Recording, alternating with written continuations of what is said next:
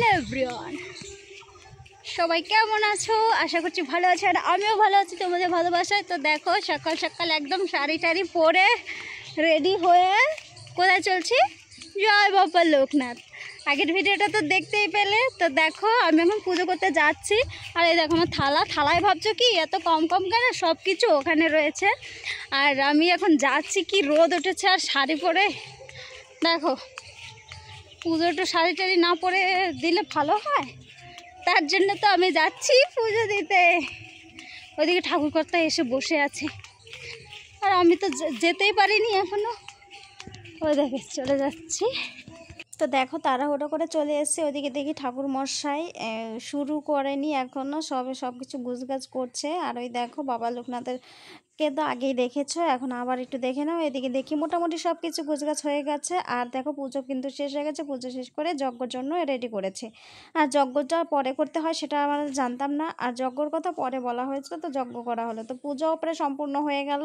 তো তারপরে দেখো, এই যে ভাই আমার বসে আছে প্রসাদের অপেক্ষায়, ওকে দিচ্ছে না। ওই যে প্রসাদ মাখামাখি হচ্ছে, সেদিকে হা করে তাকিয়ে আছে প্রসাদ দেবে কখন।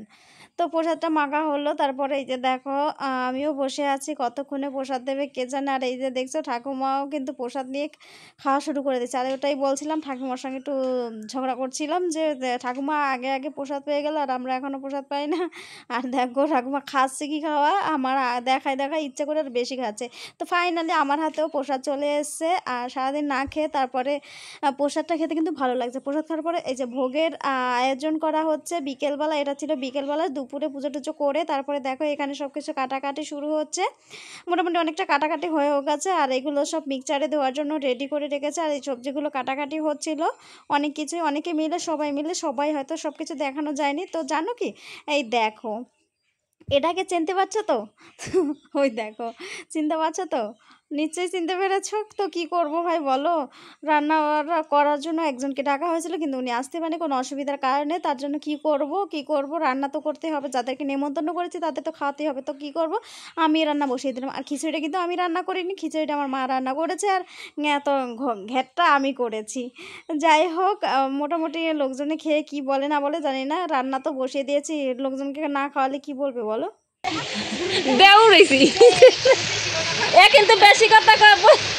আরে রকম তো রান্না নাই বুঝছো, তোমাকে জামাই দেখাও, খালি অন্য মেশে রান্ধেও খালি দেখায়। তো ঠাকুমার বক্তব্য শেষ হওয়ার পরে তারপরে বলতেছিলাম, ঠিক আছে তাহলে আমি যখন রান্না করিনি, তাহলে আমি এখানে বসে কি করছি, তুমি চলে আসো, আমি যে উঠে যাই। তো ঠাকুমা তারপরে হাসতেছিল। আর ওইদিকে দেখো, ওইদিকে দেখছি রান্না তো হয়নি, অতিথি চলে আসতে আসতে এখন কি করা যায়, কি আর করব বলো। এবার উনানে রান্না করছি, কাঠে রান্না করছি, তাহলে ভাবো। আর মোটামুটি দেখো, এই যে রান্না বাড়া কমপ্লিট। তো তোমরাও চলে আসো খেতে, জয় বাবা লোকনাথের নাম নিয়ে। তো ভিডিওটা আজকের মতো অবধি, সবাই ভালো থেকো, সুস্থ থেকো, টাটা, দেখা হবে।